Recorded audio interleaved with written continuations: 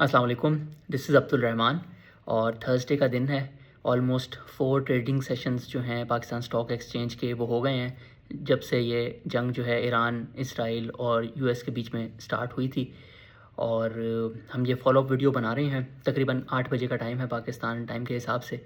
और आज इस वीडियो में हम पाकिस्तानी रिटेल इन्वेस्टर्स को जैसे पिछली वीडियो में भी गाइड किया था, तो 3 इंपॉर्टेंट चीज़ें जो हैं डिस्कस करेंगे। एक पहले छोटा सा रिकैप करेंगे कि पिछली वीडियो में हमने क्या डिस्कस किया था। फिर हम जो सिनेरियोज़ डिस्कस किए थे पिछली वीडियो में वो कैसे डेवलप हो रहे हैं और अगले कुछ दिनों में क्या क्या हो सकता है, और उसके हिसाब से जो इन्वेस्टिंग लेंस है उसके हिसाब से आपको क्या करना चाहिए। और थर्ड फेज़ में हम लोग जो है ये डिस्कस करेंगे कि जिन लोगों ने इन्वेस्ट किया हुआ है उनको क्या करना चाहिए, जो लोग एंट्री लेना चाह रहे हैं उनको क्या करना चाहिए, और इस तरीके से इन्वेस्टिंग डिसीजन एंड में क्या हो सकता है मेरे थिंकिंग प्रोसेस के हिसाब से, फ्रेमवर्क के हिसाब से। चलें ये स्टार्ट करते हैं। पहले थोड़ा सा रिकैप करते हैं कि हमने पिछली वीडियो में ये सबसे ज़्यादा इम्पोर्टेंस के साथ आपको समझाया था कि ज़्यादातर लोगों ने, क्योंकि ओवर द वीकेंड एक जंग जो है शुरू हुई और सब ने जो है एक फेयर फैला दिया था कि बस मंडे को लोअर लॉक लगेंगे, ट्यूसडे को लोअर लॉक लगेंगे, वेंसडे को लगेंगे, कोई बायर ही नहीं होगा, सब भाग जाएंगे और इंडेक्स जो है वो 1 लाख पे आ जाएगा। लेकिन मैंने आपको इंडिया पाकिस्तान की एग्जांपल के साथ भी एक्सप्लेन किया, और जो तकरीबन 7-8 महीने पहले ईरान और इज़राइल की वॉर हुई थी, वो भी 12 दिन चली थी, उससे एक्सप्लेन किया कि जो भी इम्पैक्ट होता है वो पहले दिन आ जाता है, और फिर अगर वो जंग कंटिन्यू भी रहे फिर भी वो एक तरह से पहले दिन ही प्राइस हो जाता है और मज़ीद उस तरह के डिक्लाइंस जो हैं वो कंटिन्यू नहीं रहते। तो देखें बिल्कुल वैसा ही हुआ। पहले दिन मंडे वाले दिन, क्योंकि पाकिस्तान में काफ़ी लोगों ने पिछले दिनों में जो बुल मार्केट आई थी उसमें बहुत ज़्यादा लेवरेज पे भी काम कर रहे थे, और उनको बस लगता था कि स्टॉक मार्केट हमेशा ही ऊपर जाती रहेगी, कभी कोई करेक्शन नहीं आएगी। और जब थोड़ी सी करेक्शन आई तो उन्होंने जो लेट से 20 रुपये इन्वेस्ट करके 100 रुपये के स्टॉक्स खरीदे हुए थे और उनमें जो करेक्शन आई उनके पास कोई ऑप्शन ही नहीं था, उनको सेल करना ही करना था।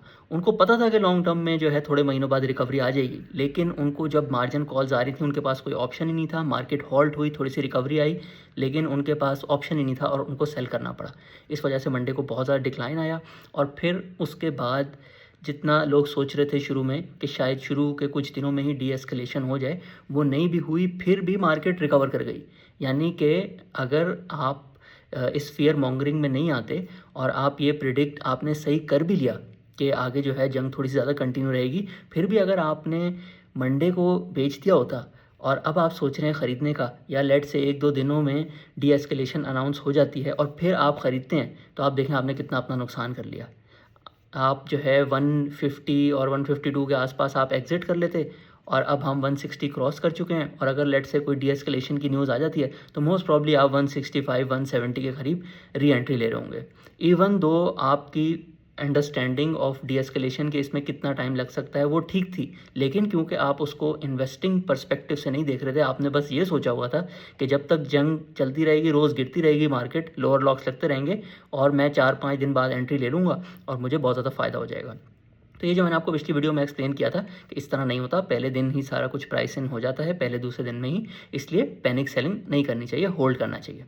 अब हम आ जाते हैं सिनेरियोज़ पे। पिछली वीडियो में हमने 2 सिनेरियोज़ बिल्ड किए थे कि शुरू के 72 आवर्स में तकरीबन कोई डी एस्केलेशन होगी, और दूसरा सिनेरियो था कि थोड़ी सी जंग जो है ना वो प्रोलॉन्ग हो जाएगी और उसकी वजह से ऑयल और ये सारी जो डिसरप्शन आ रही है एनर्जी मार्केट्स में, उसकी वजह से, जंग प्रोलॉन्ग होने की वजह से शायद हो सकता है 1-2 हफ्ते भी लग जाएँ।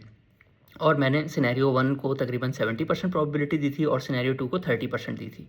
आज भी मैं इस परसेंटेज पे थोड़ी बहुत चेंजेस करके जो है वो आज भी स्टैंड करता हूँ, आज हम जब ये रिकॉर्ड कर रहे हैं, क्योंकि सिर्फ ये नहीं देखना होता कि अभी तक डी-एस्केलेशन की न्यूज़ आई है कि नहीं। आप थोड़ा सा बाहर अपने थोड़ा सा दिमाग खोल के सोचें कि मिडल ईस्ट की सारी एयरलाइंस बंद हैं, जिस तरीके से कुछ रिफाइनरीज़ और कुछ एलएनजी की फैसिलिटीज़ शट डाउन हो रही हैं, आप खुद सोचें ये कितनी देर तक कंटिन्यू रह सकता है।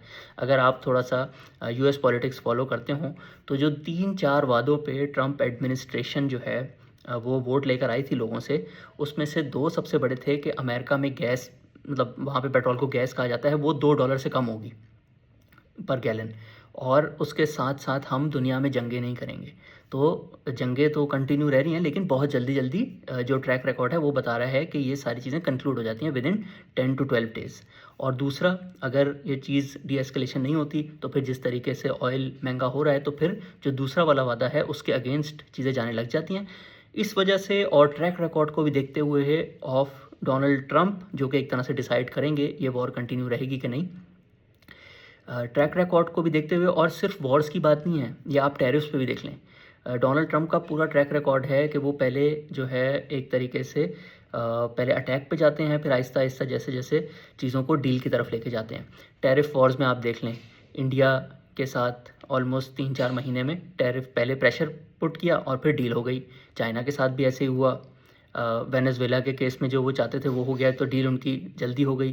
तो इसी तरीके से डोनाल्ड ट्रंप के जो प्रोमिसेस हैं अपनी पब्लिक से, और जो उनका ट्रैक रिकॉर्ड है, वो जिस तरीके से ऑपरेट करते हैं, वो आज भी हमें कहता है कि अब वीकेंड आने वाला है, तो अगले वीक में जब इनकी मार्केट्स ओपन होंगी यूएसए में, मंडे ट्यूसडे तक, तो पाकिस्तान के ट्यूसडे नाइट तक D escalation, at least airlines open हो जाएं, ऑयल फैसिलिटीज़ जो हैं उस पर अटैक्स होने बंद हो जाएं, और पीस टेबल पे बैठ के लोग निगोशिएट करने लग जाएं। ऑब्वियसली ये कॉन्फ्लिक्ट तो चलती रहेगी शायद सालों सालों आगे तक भी, लेकिन डी एस्केलेशन हो जाएगी।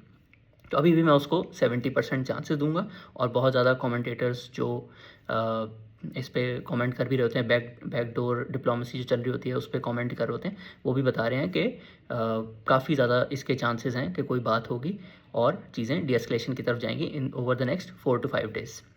अच्छा, फिर हम सिनेरियो 2 पे आ जाते हैं। सिनेरियो 2 है कि ये थोड़ी चीज़ें ड्रैग होती रहती हैं, एनर्जी प्राइसेस जो हैं वो थोड़ी सी बढ़ जाती हैं। ऑब्वियसली फिर उसके बाद भी आपने डी एस्केलेशन की तरफ ही जाना है, लेकिन शायद 1-2 महीने लग जाएँ, और उन 1-2 महीनों में जब ऑयल महंगा होगा तो शायद पाकिस्तान का बुल मार्केट फ्रेमवर्क जो है वो ऑफ हो जाए ऑयल महंगा होने की वजह से। लेकिन इसके भी चांसेस कम हैं, क्योंकि पूरा ऑयल महंगा होने की वजह से बुल मार्केट फ्रेमवर्क ऑफ तब होता है, एक तो अगर वो टेम्प्रेरी ना हो, यानी कि वो लॉन्ग लास्टिंग हो।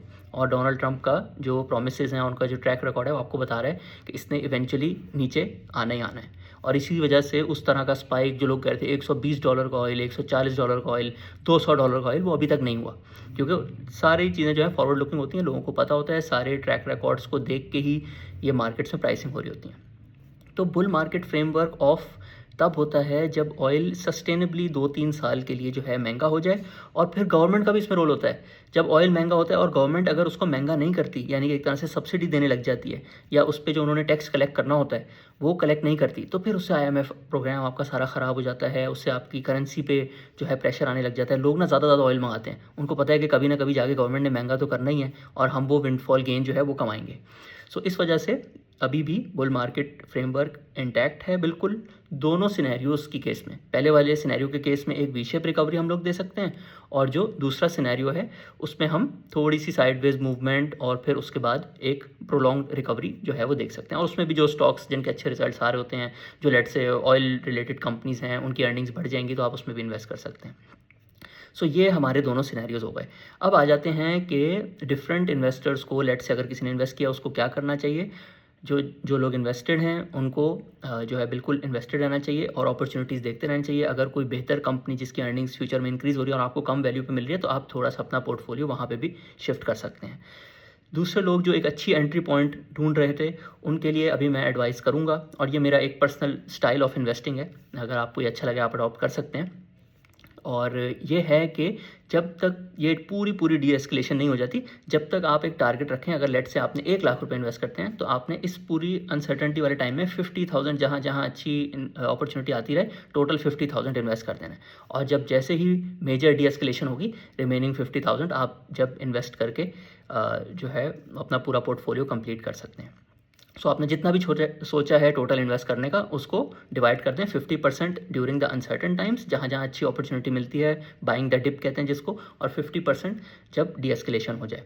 और इस पूरे टाइम में क्योंकि आगे पूरा न्यू वर्ल्ड ऑर्डर भी एक सेट हो रहा है जिसके अंदर शायद जंगें जो हैं बहुत फ्रीक्वेंटली होती रहेंगी, तो इन्वेस्टिंग के अंदर ना war time framework, investing framework बहुत ज़रूरी हो गया है। और आजकल मैं इस पे बहुत डीपली काम कर भी रहा हूँ। अभी हमारा इन्वेस्टिंग मास्टर क्लास 5 भी शुरू होने वाला है, तो उसमें मैं इसको पूरा प्रोसेस के साथ जो है सबको एक्सप्लेन भी करूँगा। आपके साथ भी इसकी जो स्पेशल फीचर्स हैं, जैसे हमने पहले बूम बस साइकिल शेयर किया था, वो भी आपके साथ भी इसकी जो स्पेशल फीचर्स होते हैं वो शेयर करते रहेंगे। सो ये मेरे थॉट्स थे कुछ मार्केट से रिलेटेड। और सबसे इंपॉर्टेंट चीज़ जो मैंने शुरू में एक्सप्लेन की और पिछली वीडियो में भी की थी, कि लोग सोचते हैं कि अगर जंग 2 हफ्ते चलेगी या 1 हफ्ते चलेगी तो बस पहले दिन एग्जिट हो जाओ और 2 हफ्ते बाद जब आप री एंटर करेंगे तो आपको अच्छी प्राइस मिलेगी। और देखें आप कि ये किस तरीके से जब आप इसमें इन्वेस्टिंग का लेंस लेकर आते हैं तो किस तरीके से चीज़ें जो हैं वो डिफरेंट हो जाती हैं, क्योंकि पहले दिन ही प्राइस इन हो जाती हैं सारी चीज़ें और आप लो प्राइस पे एग्जिट करके निकल जाते हैं, और फिर जब सब कुछ ख़त्म हो जाता है, डी एस्केलेशन हो जाती है, आप एक महंगी प्राइस पे ख़रीदते हैं। तो इन सारी चीज़ों को समझना चाहिए। जो लोग इन्वॉल्व हैं उनका ट्रैक रिकॉर्ड भी समझना चाहिए। मार्केट्स भी उसको बहुत ज़्यादा देख रही होती हैं। डी एस्केलेशन के चांसेस को भी समझना चाहिए। बहुत ज़्यादा टाइम तक दुनिया इस तरीके से नहीं चल सकती कि आपकी जो दुनिया की मेजर एयरलाइंस हैं वो सब शट डाउन पे रहें, और जो मेजर एनर्जी प्रोड्यूसिंग मुल्क हैं उनकी फैसिलिटीज़ भी डिस्टर्बेड रहें। तो डी एस्केलेशन के काफ़ी चांसेस हैं। और मेरे मेरे ख़्याल से नेक्स्ट ट्यूसडे तक, क्योंकि जब 2 दिन हो जाते हैं यूएस स्टॉक मार्केट्स को ओपन होते हुए, जब तक इंशाल्लाह हम लोग कोई खुशखबरी सुनेंगे। इस सब मुश्किल हालात में सबके लिए दुआ करते रहिएगा, और स्पेशली जो हमारे ओवरसीज़ पाकिस्तानीज़ मिडल ईस्ट वाले रीजन में हैं उन सब के लिए स्पेशल दुआ करिएगा। टेक केयर, अल्लाह हाफ़िज़।